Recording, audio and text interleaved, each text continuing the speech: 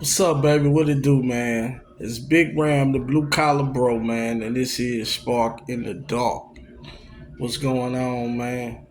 Live from the North Shore, man. Just coming to y'all today to talk about motorcycling, man. You know what I'm saying?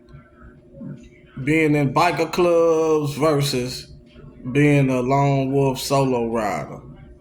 I'd have been the VP of a 99 back in the days, man. Probably about 15 years ago, maybe, give or take. You know, versus being a lone wolf rider, in my older age, man. I started off riding motorcycles maybe probably over 20 years ago. And I started off on crotch rockets, man. That's what we was riding when we first started riding, man. We rode dirt bikes and stuff too, bro, but crotch rockets was our thing, man. You know, my first bike was a small bike, man. It was a 500cc Ninja 500, man.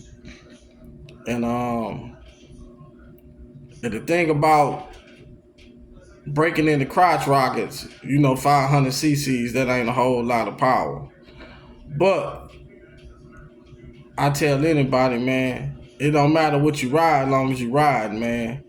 Cause man, you can have a bike with a lot of power, but the rider ain't shit. Like it had guys around us was on 1200s, was on Habusas, was on 1000s, and man, they ain't ride them bikes like I rode that 500. I'm telling you, they wasn't as skilled a rider as I was. And then I started moving up. I ended up getting a Gixxer 750. You know what I'm saying? I started moving up in the game. So, you know, a lot of them guys, man, they had the big old bikes, but they was terrified of them. You know what I'm saying? So, no matter what you ride, don't ever let somebody make fun of what you ride, man. You know what I'm saying? As long as you ride, you know. But yeah, we started off on Japanese crotch rockets, man. You know what I'm saying? That's what we started off on. Now everybody nowadays, the big old craze is everybody want to be a 1%er now. So all of a sudden, don't nobody want to mess with Japanese bikes. You let them tell it. I'm pro Japanese. I ride a Japanese cruiser now. I'm an older man. I ride Japanese cruiser now. I got older. I like the feel of them. I like the reliability. Just to me, more superior engineered machines. You know what I'm saying? Guys out there riding them Harleys, they falling to pieces in the road. Not just the old ones, the new ones. You know what I'm saying? How you got a bike that's 3, 4 years old and the engine blown on it. You know what I'm saying? Them street glides and the road glides. So it, you know, and Harley sound good. I don't have nothing against Harley Davidson. You know what I'm saying? I like Sportsters. You know what I mean? My dad rode a Sportster. My uncle rode a Harley too. Um, but he rode a Softail. But I'm just I'm more of a I like the Japanese cruisers, man. That's what I get down on, man.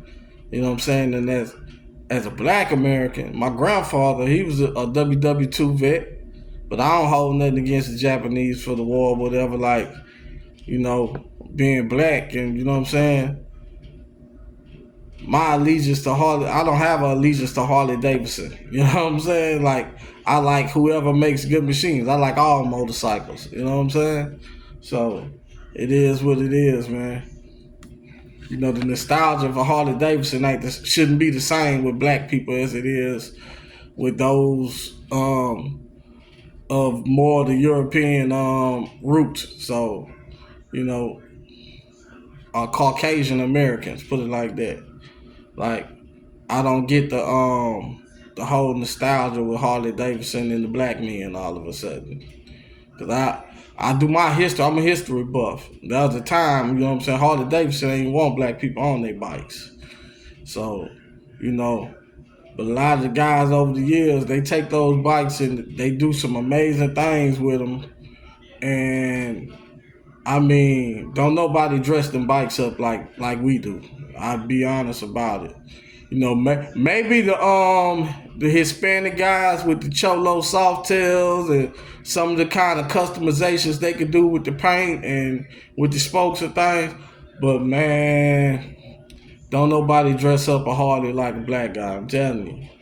So, you know, but Harley still don't really market towards us. You know what I'm saying? Just being honest about it. You know, but like I say, I prefer the Japanese cruisers, man. I prefer the Japanese cruisers. But back to the subject, man. You know, riding now in the motorcycle set compared to riding back then. We're gonna start back in the days first. Like, I'm from Baton Rouge, Louisiana, man, and when I say around 2010 through 2015, man, the street bike set, the 99% set, man, it was very, very it was very, very it was popping, man. It was alive, you know, it was vibrant, man. You had a lot of different clubs on the set. You had you know, every time you look up, you was going to a bike night or annual or a party or something, you know. But the thing I think ruined the set back then, which kind of bled over into the 1% of clubs now, social clubs, the women. I'm just being honest. Because a lot of these guys, I don't care how hard, how tough they is or whatever, you get these women out the social clubs, these guys sleeping with the women, they lay around there and be pillow talking their ass off, man. And if she's sleeping, and I mean, the women really rotate, man. The social club women rotate, man. Social club women to me ain't nothing but like hoes that found a second wind to start distributing that pussy around again. You know what I'm saying?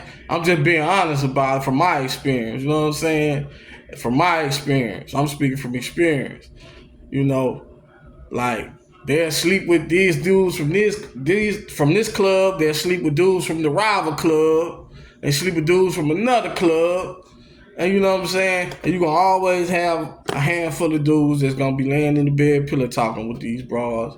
So if you talking to her and she talking to the other nigga too that's pillow talking with her, that's how club business get out in the streets. And the same shit going on today, but it done trickled to the 1%ers, I believe. You know what I'm saying? I feel like motorcycle clubs nowadays, they do too much partying and not enough riding. You know what I'm saying? Like, I feel like ain't no better way to bond with your brothers than a distance ride. A ride that's going to be some miles, man. You putting some miles on the road. And y'all have to, you know, navigate the road together and come up with different scenarios and different ways to solve problems together. Y'all have to operate as one together out on the road in different environments. You know what I'm saying? And man, that'll bring you together way closer than bike nights and going to this social club party or this club party or this annual, this, that, and the third. Man, riding together will bring you closer than anything. You know what I'm saying? But I prefer to ride by myself nowadays, man. I don't have the temperament to deal with nobody. You know, even when I was in the 99, man, like me and my prayers, we kind of had more of a 1%er mentality, man. You know, most of the time, we were the ones out all the time, the prayers and the vice prayers. And, you know, we were so gritty and so, you know, so rough around the edges, man. It used to be me and the prayers.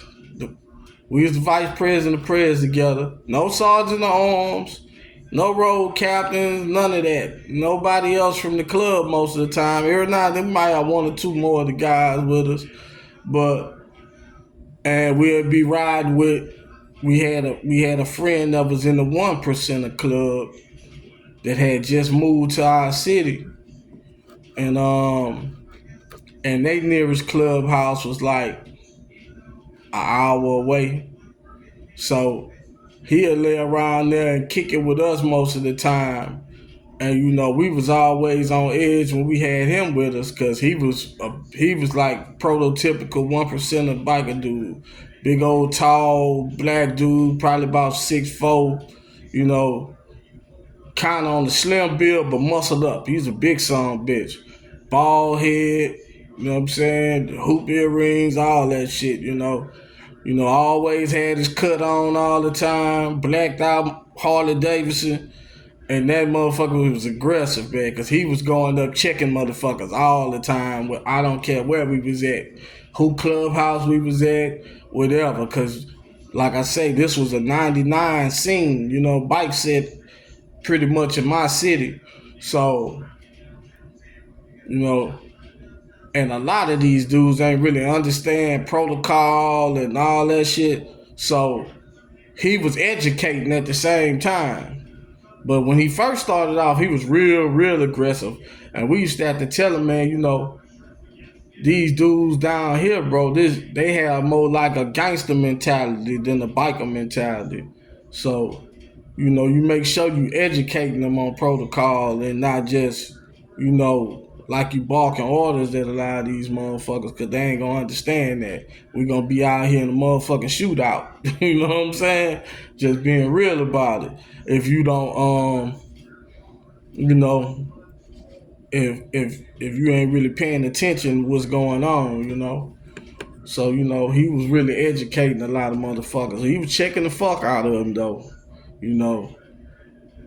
He's a big old motherfucker, and he could bag it up. And we was gonna ride with him because he was with us. We couldn't let nothing happen to him on our watch. You know what I'm saying? The president and the VP of a 99 with a 1 with him. We can't let shit happen to that man. We was kind of like his secret service around that bitch.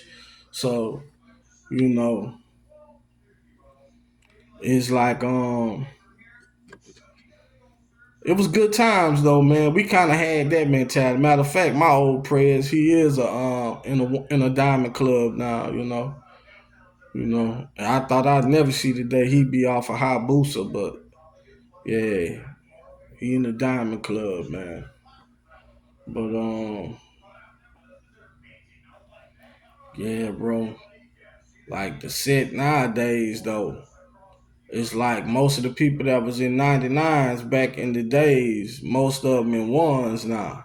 But they took them bad habits they had when they was in the 99s to the 1s. That's how I feel. You know what I'm saying? Because you got a lot of the 1s now. They spend most of their time partying with the females, man. You know what I'm saying? They not doing all that riding they used to do back in the days, man. Like back in the days, man, diamond clubs, man, they used to go on the road, man. They used to beat the pavement, man. You know what I'm saying? And I got a buddy, man, that own a little juke joint out here where I live at now, man. He in the diamond club, man. Highly ranked in there too, man. Like he's on the road every fucking week going somewhere. Like they kind of do it the right way. You know what I'm saying? He be on the road every week riding somewhere with his brothers. They be in another state somewhere.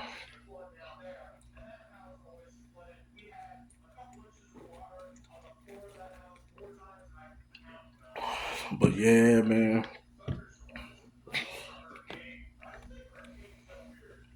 I like riding solo nowadays though, man. Because it's more about the ride to me, man. I like hitting them back roads and going through them little small towns, stopping having a bill too with people that, you know, I probably wouldn't get a chance to have a bill with on the regular. That's what it's all about, man. Experiences, man.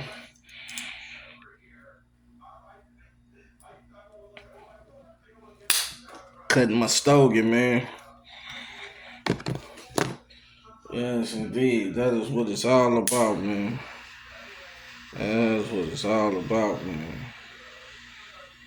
But yeah, man. And then you got all these talking heads on the internet now talking about motorcycle protocol and culture, man. And I feel like they put a lot of misinformation out there. Some of them give some good pointers, but man, no one club is gonna be like another one, and no, it's no universals. It's some universal rules, but a lot of that shit's common sense. But we know common sense ain't common, so I don't have a problem with guys, trying to educate. But some of the shit they be saying, man, be far fetched, man. I don't care what kind of patch a man got on. If you a man and you like that, you don't give a fuck what kind of patch somebody. Well, I'm just being honest, bro. You know what I'm saying? Now it's common sense when motherfucker got you outnumbered how to move a certain way, and there's always a protocol and certain way to move. But the main thing is, if you know you ain't one of the ones that's good with rules and orders, man, motorcycle clubbing ain't for you, man. Like I say, that shit was more geared toward military people and, people that's used to following order and looking for purpose in their life, looking for somebody to tell them what to do. If you're a man that can move on your own and you don't want no motherfucker telling you nothing, and you know what I'm saying, and you could think for yourself, I don't really think motorcycle club life is for you. Motorcycle club life is more geared toward flunkies and crash outs to me. You know what I'm saying? Nowadays, with all the cases they getting and all that shit, and like I say, man, you're a certain age. I don't see you.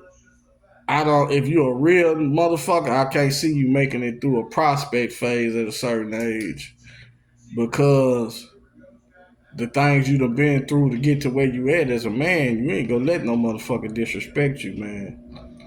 Like I say, down here where we from, bro, you know what I'm saying? Disrespect, sometimes the smallest disrespect, you know what I'm saying, will give you grounds to get a motherfucker out of here.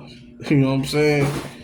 So, if you was raised with that kind of mentality, it's hard to, see, when I was younger, I was fresh out of football and all that shit. I was still used to, you know what I'm saying, being organized and, you know what I'm saying, being coached up. But man, when you fucking older, you done raised a kid or two and got him to adulthood, and man, you done been through some things, man, nah.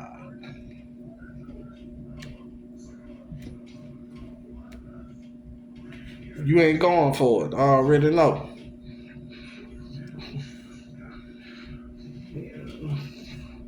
Before you find yourself in a situation, get yourself locked up, man, ride by yourself and enjoy riding.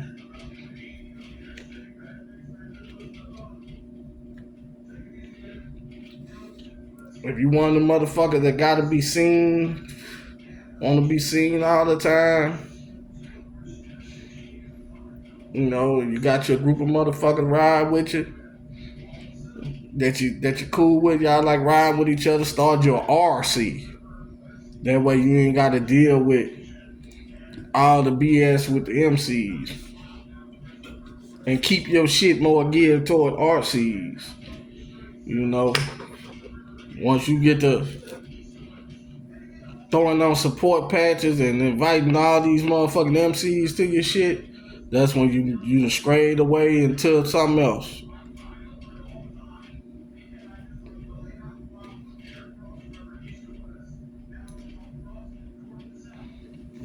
But to each his own, bro. To each his own.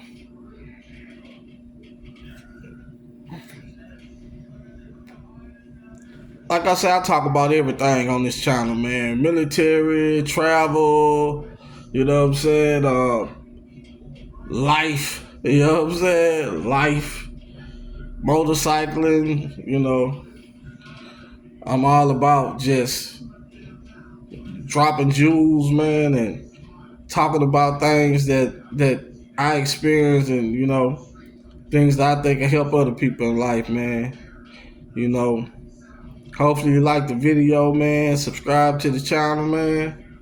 You want to support the channel. The link to the Cash App will be in the descriptions, man. Peace, man.